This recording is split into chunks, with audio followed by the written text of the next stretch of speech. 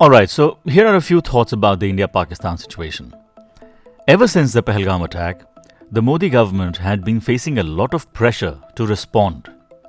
All around there was a clamour for war, especially among people who identify with the political ideology of the RSS BJP.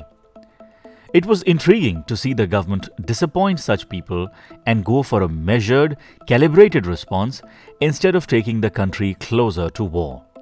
It was clear that the government of India, even under Modi, did not want war. These supporters were quite upset when a ceasefire was announced on the evening of 11th May, nearly 4 days after heavy military action on both sides of the border. So it remains to be seen whether Modi will eventually take the bait or not.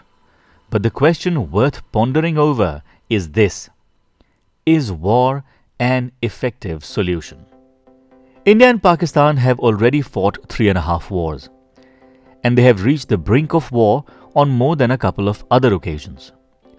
My considered opinion is that these wars did nothing to either improve the relationship between the two countries or to neutralize the security threat to India emanating from Pakistan.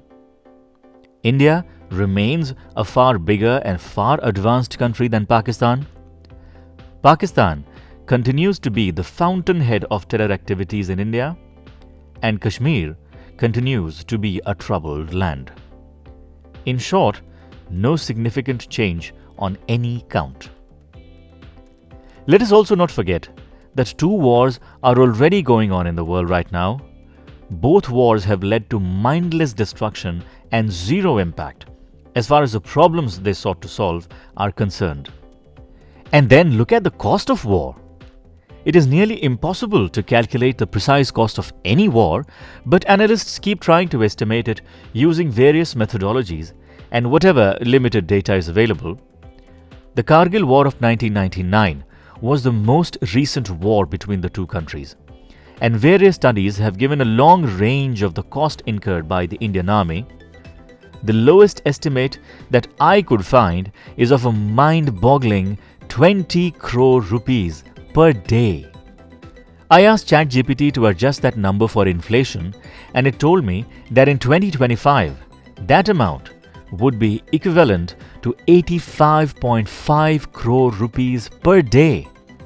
So, if a war were indeed to break out between the two countries today and last for even 1 week, that would set India back by at least 600 crore rupees.